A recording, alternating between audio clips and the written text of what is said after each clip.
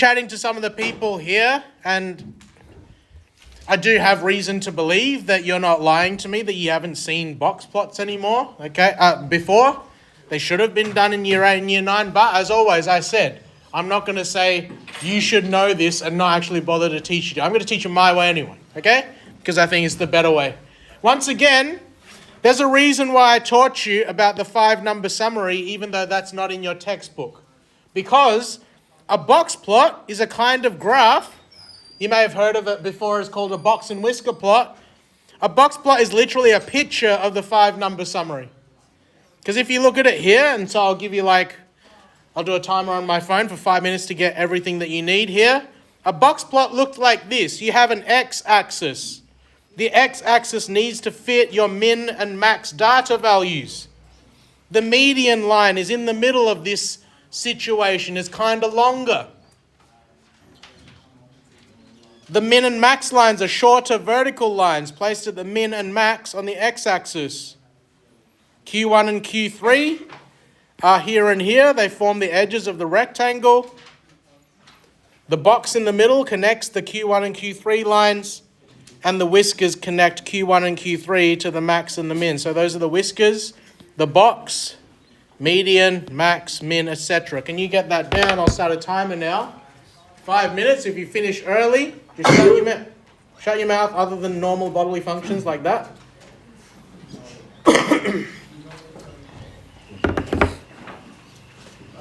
That is a box plot, or also known as a box and whisker plot. Does anyone need paper or a pen? Yeah, pen. You need paper or is it just pen? Paper as well. You need a pen as well? Can I have those back up? Oh. Need a pen? Yeah.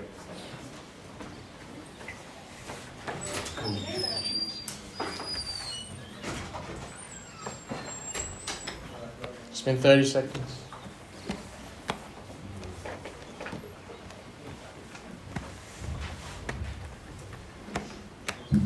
So this on the board here, for people that came in later, this is known as a box and whisker plot. It's a type of graph. And it illustrates the 5-number summary. It tells you where the median is, where Q1 and Q3 are, and where max and min are. You now have 4 minutes to get down that box there.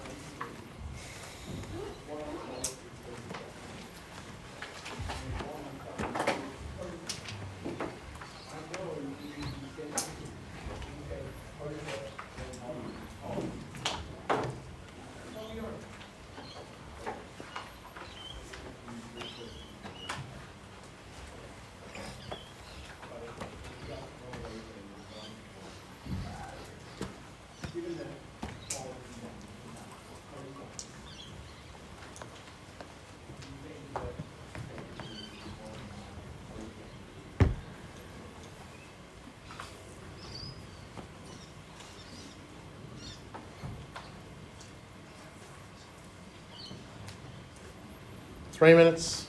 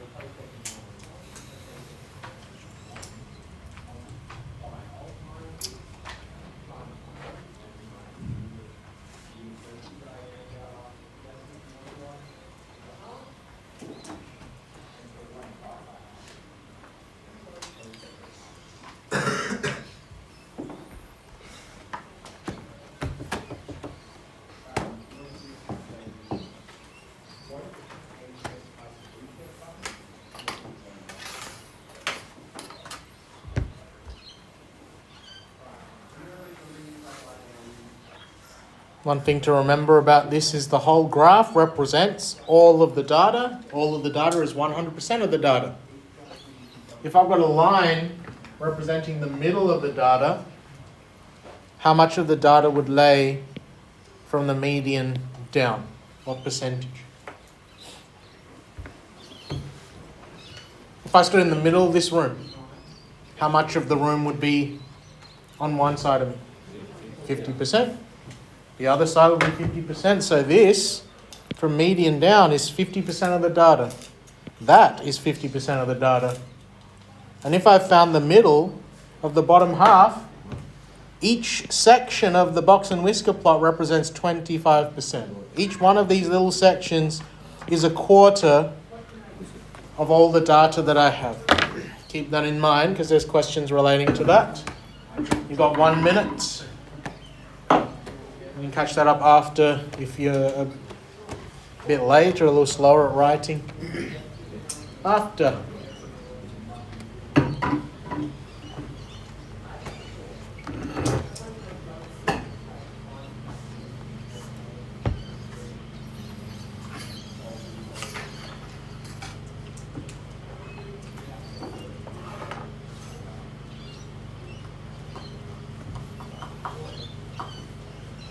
30 seconds.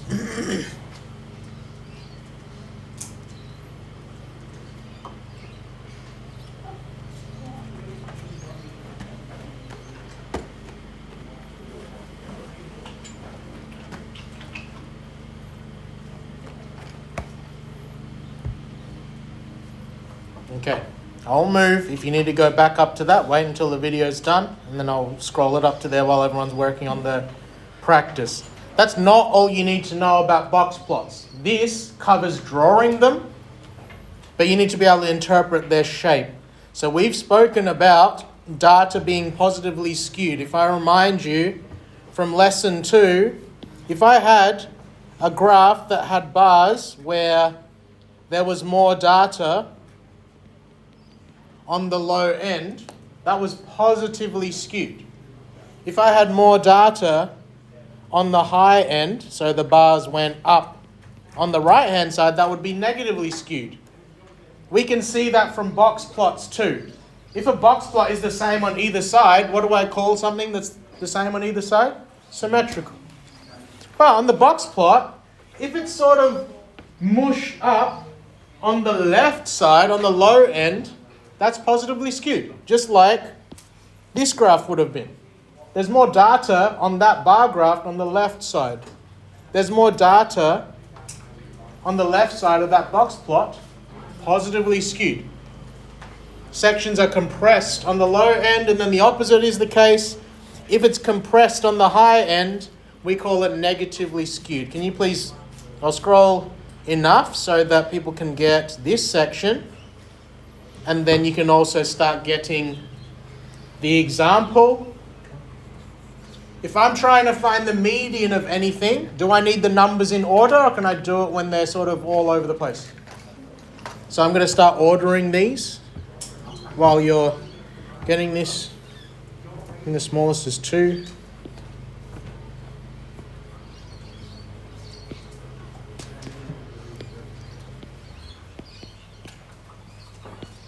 Oh, stuffed her up already.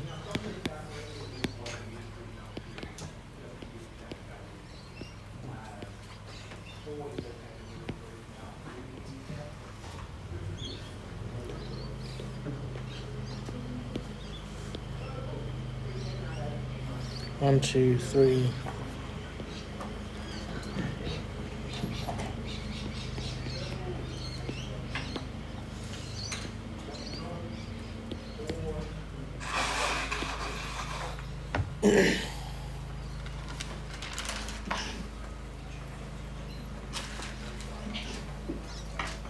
Don't worry about getting the data out of order. I've ordered it for you. If you're doing that for yourself in the test, you need to order it. So we're going to construct a box plot for that set of data there.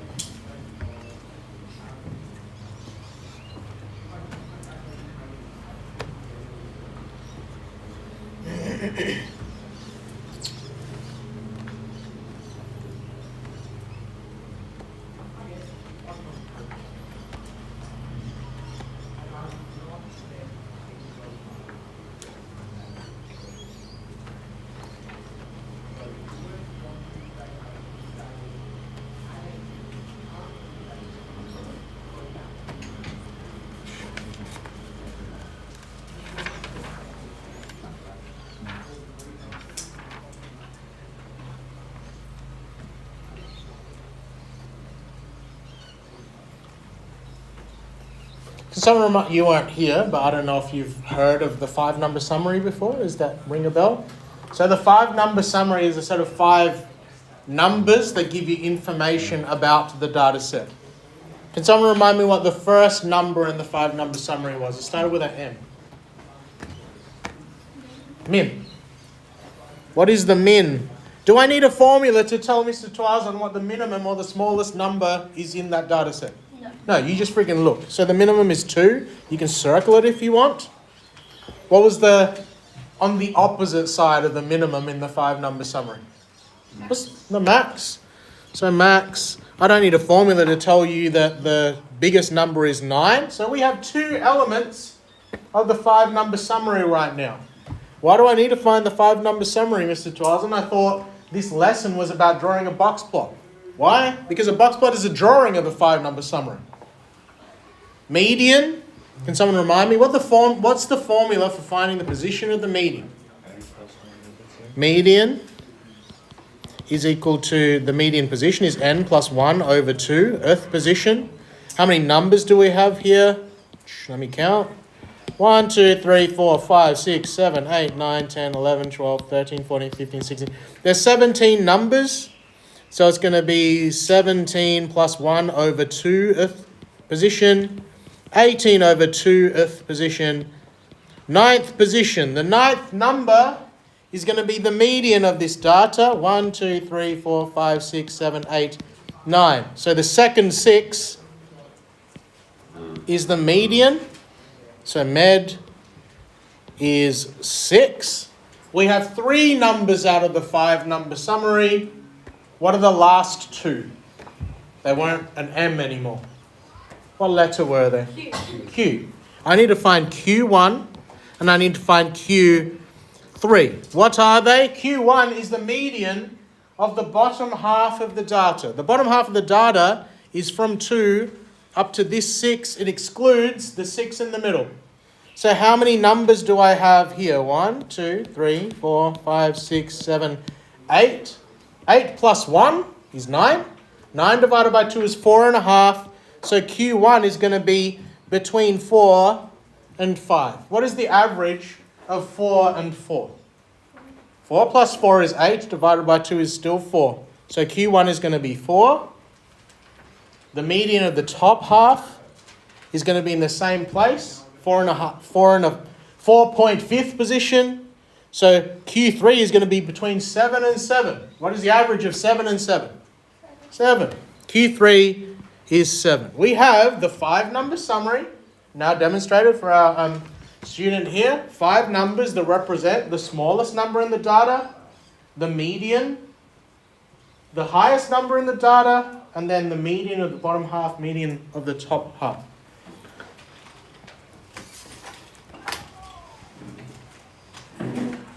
I'm just going to zoom out because I did the scale here a bit lower than I should have. Do I have everything I need to draw this box plot? Yes or no? Okay, what does the median look like on a box plot? Is it longer or is it a shorter line? Longer. It's the longest one in the diagram. Where is that longest line going to go? It's going to go over 6 because we worked out that the median was 6. That's my long line. How long are the lines for minimum and maximum? Are they long or are they short? No one's telling you how short they need to be, but they're just shorter than this. So the minimum is going to be 2. It's going to be in line with 2. The maximum is going to be in line with 9. Quartile 1 is going to be at 4. Quartile 3 is going to be at 7. And then what was in the middle of a box plot? The box. That connects Q3, Q1. I now have a box in my box plot. And then I connect this line to here, this line to here. That is a box plot of minimum 2. Can you see the minimum is lined up with this line here? 2. Q1 is a 4. Median is a 6, the longer line. Q3 is 7, max is none. Can you copy down that box plot, please?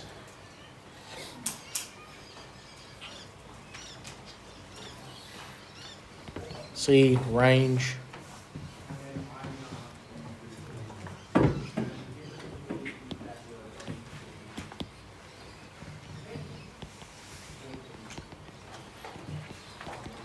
The added benefit of this is that it makes it easy to find the range and the interquartile range.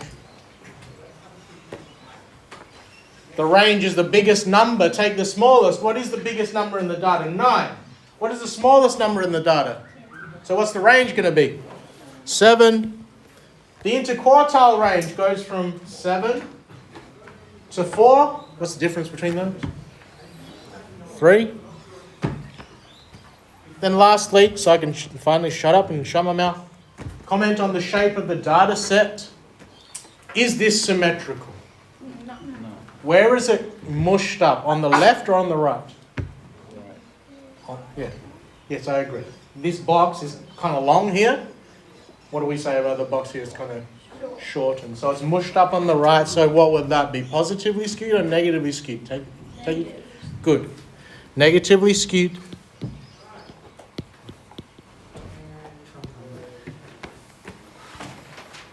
All right, I'll stop the recording there so you can chat.